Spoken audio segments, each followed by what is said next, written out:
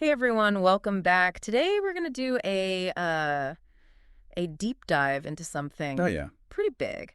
The recent NATO summit Yeah. that just finished up in London. If you're listening to this, Right. you probably want to know what went down, Absolutely. why everybody's talking about it, Oh, what it all means for the future. Well, yeah. we've got you covered. You bet. We've been looking over all kinds of stuff, news And articles, of course. official statements. We even dug up some historical context Oh, wow. just to give you the full picture. Very cool. So this Great. wasn't just some routine NATO meeting.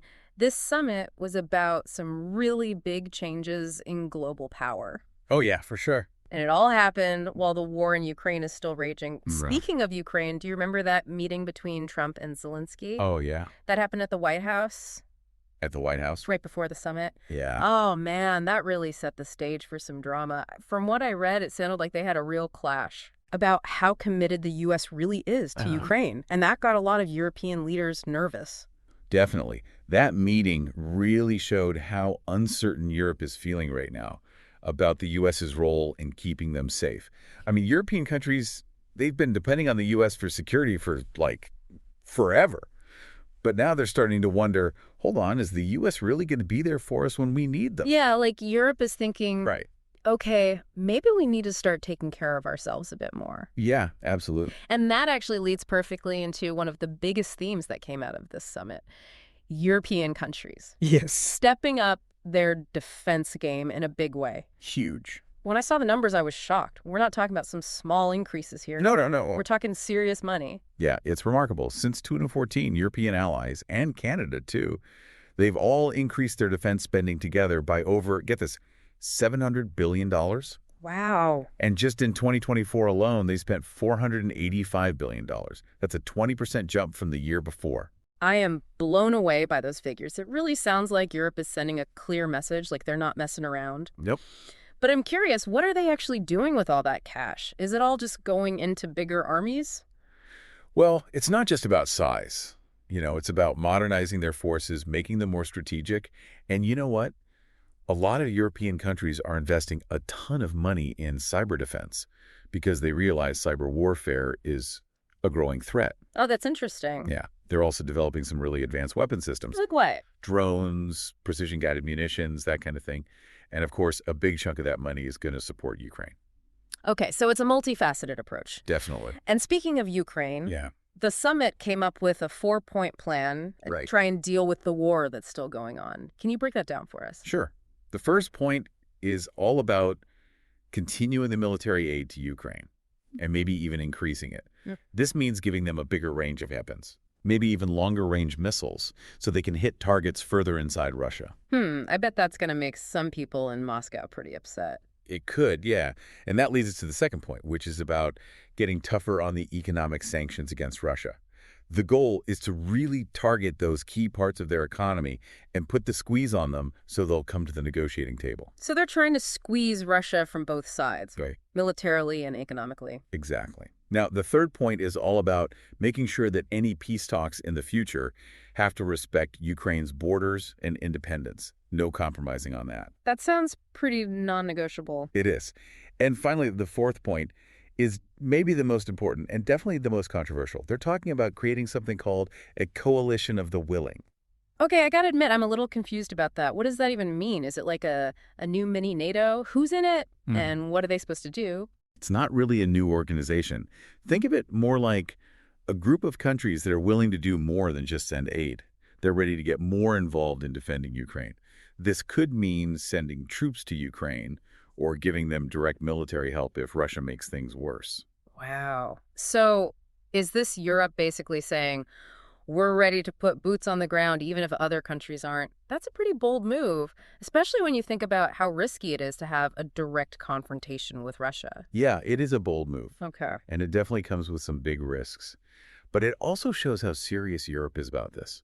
They see what's happening in Ukraine not just as some far-off conflict, but as a direct threat to their own security and to the whole idea of a world based on rules.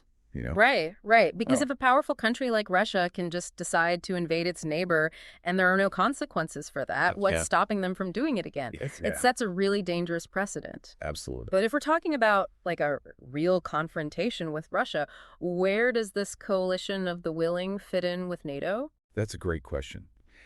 And it really gets to the heart of how things are changing between Europe and the United States. That tension we talked about between Trump and Zelensky, Yeah. that wasn't just a one-time thing. Europe is starting to feel like they can't always count on the U.S. to have their back. So they're looking for other options, just in case. So this coalition is like Europe's way of saying, we're going to take care of our own security, even if the U.S. isn't totally with us. Exactly. It's a way for them to show they have power and influence on their own without needing the U.S. to make every decision for them. And this has been building for a while now. European countries have been slowly increasing their defense spending and working together more closely over the past decade. But this summit feels like a real turning point. It's like they're saying, we can't just sit around waiting for the U.S. to act. We have to do something ourselves. Yeah. But what about the specifics of this coalition? Do we know which countries are actually in it? They're still working out the details, but the main members will probably be the UK, France, Germany, Poland, and those Baltic states. Others might join depending on what the mission is and whether they're willing to send troops or resources. So it's not just a symbolic thing. They're actually talking about sending soldiers to Ukraine. Yep. That's huge. It is. What do you think Russia's reaction is going to be to all this? It's tough to say for sure, but I don't think they'll be thrilled about it. They've already been complaining that NATO is expanding eastward and threatening them, and this coalition will just make them feel even more like that. Sounds like this could really make things worse and increase the chances of the war spreading. It could. But didn't they also talk about a ceasefire plan at the summit? They did. There's a proposal for a truce, a one-month truce. It would mainly focus on the areas where the fighting is the worst, in eastern Ukraine. The idea is to give them a chance to have some peace talks, maybe start to trust each other a little more. I mean, it makes sense, but I just don't see how a 1 month break is going to be enough to fix a conflict this deep. It's a long shot. And even if they do manage to agree on something, how can Ukraine be sure that Russia won't just break the agreement later on? That's the big question. And it shows that they need more than just a temporary ceasefire. What Ukraine really needs are some solid guarantees about their security in the long term, something that will keep them safe and prevent Russia from invading again. So, what kind of security guarantees are we talking about here? Would Ukraine joining NATO be part of that? NATO membership is a complicated issue. They definitely talked about it at the summit. But some European countries are really hesitant about extending that Article 5 protection to Ukraine. The part where an attack on one NATO member is considered an attack on all of them. They're worried that it would lead to a direct war with Russia, which no one wants. Yeah, I get that. But if not NATO membership, then what? How else can they realistically protect Ukraine from another Russian attack? There are a few options they're thinking about. One idea is to give Ukraine a really strong security pact, something less than full NATO membership, but still with solid promises from the big powers to defend them if they're attacked again. Like a mini NATO just for Ukraine? Kind of like that. Another idea is to help Ukraine build up their own military so they can defend themselves against any future aggression from Russia. This means giving them advanced weapons, training, and intelligence. Basically making them too tough for Russia to mess with without getting hurt. Exactly. And then there's the economic side of things. The summit made it clear they're going to keep up the pressure on Russia with those sanctions and maybe even make them stronger. The message is those sanctions will stay in place until this conflict is resolved. They also talked about maybe using the Russian assets that have been seized to help pay for rebuilding Ukraine. Ooh, that's gotta sting. I can't imagine Russia's gonna be happy about that. Probably not. It seems like they're trying to hit Russia from every angle. Military, economic, diplomatic. But is there a chance this could all backfire? Could putting this much pressure on Russia make them even more dangerous? There's definitely a risk. We're talking about a country with nuclear weapons that's feeling increasingly threatened and isolated.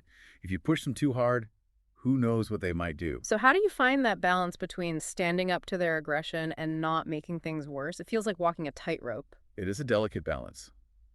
And there are no easy answers. But one thing is for sure. This is not just about Ukraine anymore. This is about the future of Europe, the future of the relationship between Europe and the U.S., and the future of the whole global order. You're right. The summit wasn't just about negotiating some details. It was about some really fundamental changes in who has power on the world stage. Absolutely. And speaking of power dynamics, how do you think other big players like the US are looking at this new, more assertive Europe? It's mixed. Some people in the U.S. see it as a good thing. They think a stronger, more independent Europe is actually in America's best interest. It frees up the U.S. to focus on other things like China, and it means Europe is sharing more of the responsibility for global security. Less reliance on the US, more shared responsibility. Exactly. But others are more worried. They're concerned that this could lead to a world that's more divided, where the U.S. and Europe drift apart and can't work together as effectively to solve global problems. There's also a concern that a more assertive Europe might start acting on its own, without consulting the U.S., which could create friction and make diplomacy more difficult. So it's a double-edged sword. More autonomy for Europe could be good for the US, but it also comes with some risks. Definitely. What about Russia? How do you think they see this shift? For Russia, it's complicated. Hmm. On the one hand, a more united and assertive Europe looks like a threat to them. It shows that their efforts to weaken NATO and divide the West haven't worked. That must be pretty frustrating for them, considering what they've been trying to do. For sure. But some analysts believe that Russia might actually see some opportunities in a more independent Europe, Really? I don't quite see it. Why would they want that?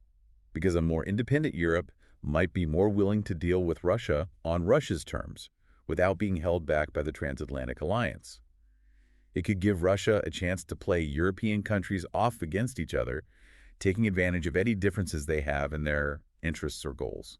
So a more fragmented Europe could actually work out in Russia's favor in the long run. It's possible. It all depends on how Russia decides to play its cards. Hmm. And that's what makes this whole situation so fascinating and so unpredictable. We're at a real turning point in history, and the decisions that the key players make in the next few months and years will have a huge impact on the global order. It's like we're entering a whole new era, and the rules are being rewritten as we speak. And this coalition of the willing idea brings up a lot of questions about the future of NATO. If European countries are more willing to act on their own now, especially when it comes to military stuff, does that mean NATO is becoming less important? A lot of people are wondering that, and it's a tough question. Some people say it's a sign that NATO is getting weaker, that the whole transatlantic partnership is breaking down because they don't agree on everything anymore. They point to the fact that this coalition of the willing is doing its own thing outside of NATO's official structure. And they think that could make NATO less united and less effective. Yeah, it's like creating a whole separate system, which could get confusing, especially if they're not always on the same page. Right. But then there's another way to look at it. Some people see this as NATO adapting, not falling apart. They say NATO was created for a different world back when the main threat was the Soviet Union invading Western Europe. But the world's a lot different now. The threats are more complicated. So NATO has to change, too, to keep up with the times. Exactly. It's like if you tried to use an old tool for a new job. It just wouldn't work. The people who see this as adaptation say a more flexible NATO, one that lets these smaller groups of countries tackle specific problems, could actually make the alliance stronger. It could make them react faster and be more effective. I see what you mean. It's like having different tools in a toolbox, right? You wouldn't use a hammer to fix a leaky faucet. But it still leaves us with the question, what's going to happen to NATO in the future? Will it break up into smaller groups, each with their own agenda? Or can it stay together and have a clear purpose in a world where power is more spread out? That's the big question, and honestly, no one really knows the answer. It depends on a lot of things. How committed the member countries are, what happens with global security, and whether NATO can change and reform itself to keep up. So we're at a really important point in history, and the choices made in the next few years are going to have a huge impact. It's like we're at a crossroads, and one path leads to more division and chaos, while the other leads to a world where countries work together better to keep everyone safe. Yeah, the stakes are high. And that's why this NATO summit was so important. It wasn't just about Ukraine or Russia. It was about the future of the West, the future of global order, the future of peace and security for everyone in the 21st century. It's been awesome talking about all this with you, and I feel like we've just barely scratched the surface of this whole situation. It's so complex, and things are changing all the time. Yeah, there's always more to learn.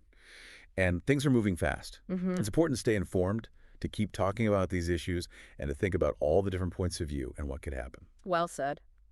And to everyone listening, I hope this deep dive helped you understand the 2025 NATO Summit a little better and what it means for all of us.